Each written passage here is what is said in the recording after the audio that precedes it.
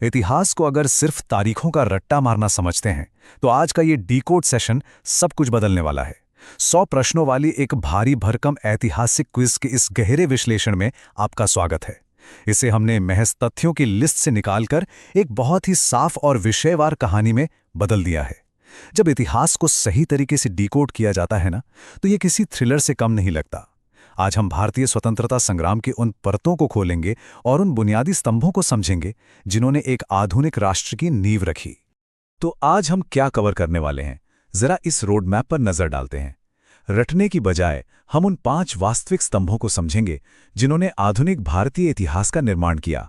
1857 का विद्रोह, समाज सुधार, प्रेस की ताकत, कांग्रेस के आंदोलन और अंत में भारत के क्रांतिकारी कदम। तो चलिए सबसे पहले बात करते हैं हमारे पहले स्तंभ की, 1857 और प्रारंभिक विद्रोह। अक्सर हमें पढ़ाया जाता है कि 1857 तो बस एक सीमित सा सिपाही विद्रोह था, लेकिन क्या ये वाकई इतना ही छोटा था? यहाँ एक बहुत ही दिलचस्प सवाल उठता है कि असल में इसे विदेश में कैसे देखा जा रहा था। क्या ये सिर्फ कुछ सैनिकों का गुस्सा था या कुछ बहुत बहुत बड़ा?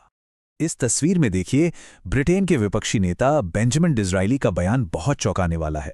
उन्होंने भरी संसद में इसे महज एक सैन्य विद्रोह मानने से बिल्कुल साफ इनकार कर दिया था। उन्होंने इसे नाम दिया एक राष्ट्रीय विद्रोह। सोचिए, इस बगावत की गूंज ब्रिटिश सत्ता के बिल्कुल शीर्ष तक कितनी जोरदार रही होगी। और ध्यान देने वाली बात यह है कि 1857 के बाद भी प्रतिरोध की ये आग ठंडी नहीं पड़ी थी। 1921 का मोपला विद्रोह इसका एक परफेक्ट उदाहरण है। केरल के मालाबार में मुस्लिम काश्तकार सिर्फ ब्रिटिश सरकार के ही खिलाफ नहीं, बल्कि जमींदारों के भी खिलाफ खड़े हो गए। मतलब यहां आजादी की लड़ाई के साथ साथ आर्थिक और वर्गीय अन्याय के खिलाफ भी एक जबरदस्त मोर्चा खुल गया था। अब आते हैं हमारे दूसरे अहम पड़ाव पर, समाज सुधार और चेतना। बाहरी आजादी हासिल करने से पहले समाज के अंदर की बेड़ियों को तोड़ना बहुत जरूरी था। 1867 में आत्माराम पांडुरंग का प्रार्थना समाज, दयानंद सरस्वती जी का आर्य समाज, जिसका हेडक्वार्टर 1877 में लाहौर शिफ्ट हुआ, और 1897 में स्वामी विवेकानंद जी का रामकृष्ण मिशन। इन सबका मकसद सिर्फ धर्म सुधारना नहीं था, ये बहुत ही व्यवस्थित तरीके से पूरे देश में एक नई बौद्धिक चेतना का निर्माण कर रहे थे। इस बौद्धिक जागरण का असर इतना भयानक था कि ब्रिटिश प्रशासन अक्षरशः कांपने लगा था। इंडियन अनरेस्ट के लेखक वैलेंटाइन चिरोल ने तो बाल गंगाधर तिलक को सीधे भारतीय अशांति का जनक ही घोषित कर दिया। जाहिर है, तिलक जी के जन जागरूकता अभियानों ने ब्रिटिश साम्राज्य की रातों की नींद उड़ा दी थी। चलिए अब बढ़ते हैं तीसरे हिस्से की तरफ, प्रेस और महत्वपूर्ण पत्रिकाएं। क्रांतिकारी विचारों को फैलाने के लिए एक दमदार मीडियम चाहिए, राइट? वर्नैकुलर प्रेस एक्ट का नाम तो सुना ही होगा। इसका मकसद देसी भाषाओं के अखबारों को कुचलना था। लेकिन शिशिर कुमार घोष की अमृत बाजार पत्रिका ने जो किया, वो किसी मास्टर स्ट्रोक से कम नहीं था। इस कड़े कानून से बचने के लिए ये बंगाली अखबार रातों रात पूरी तरह से एक इंग्लिश न्यूज़पेपर में बदल गया। क्या गजब का मूव था!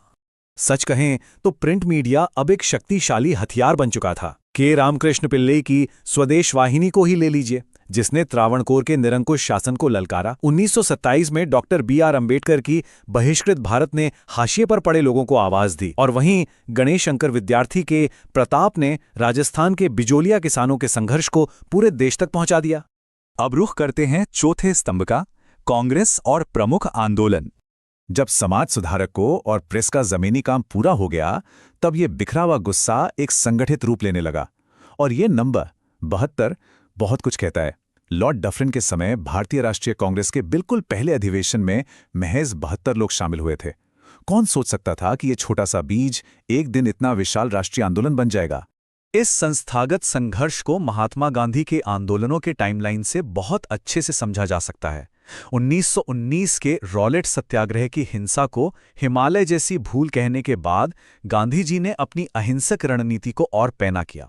1922 में बारदोली में आंदोलन वापस लेना, 1930 का ऐतिहासिक दांडी मार्च और फिर 1932 का पूना पैक्ट, ये हर कदम एक बहुत ही सोची समझी रणनीति का हिस्सा था। और इसी दौरान कांग्रेस का अपना स्वरूप भी काफी बदला। 1937 का फैजपुर अधिवेशन इसका जीता जागता सबूत है। इतिहास में पहली बार कोई अधिवेशन शहरों की चकाचौंध से दूर एक छोटे से गांव में आयोजित किया गया था। मकसद एकदम साफ था, सीधे ग्रामीण भारत और किसानों की नब्ज से जुड़ना। और अंत में हमारे आखिरी और सबसे धधकते हुए पड़ाव पर आते हैं, भारत के क्रांतिकारी कदम। यहाँ रणनीतियों का जबरदस्त कॉन्ट्रास्ट देखने को मिलता है।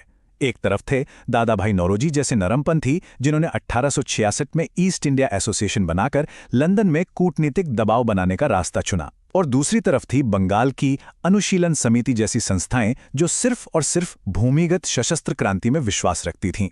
मंजिल एक ही थी, पर रास्ते एकदम विपरीत। इस भूमिगत क्रांति के लिए युवाओं के खून में उबाल लाना बहुत जरूरी था, और इसके लिए 1926 में भगत सिंह जैसे दूरदर्शी नायकों ने नौजवान भारत सभा की स्थापना की।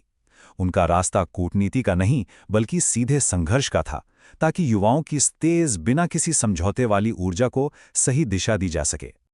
और ये क्रांतिकारी आग किसी एक इलाके तक सीमित नहीं रही, ये आग की तरफ फैली। अभिनव भारत का नेटवर्क महाराष्ट्र से निकलकर मध्य प्रदेश के ग्वालियर तक पहुंच गया, और तो और इसकी लपटें सीधे साम्राज्य के दिल लंदन तक जा पहुंची, जब 1909 में मदनलाल ढींगरा ने कर्जन वायली की हत्या कर दी।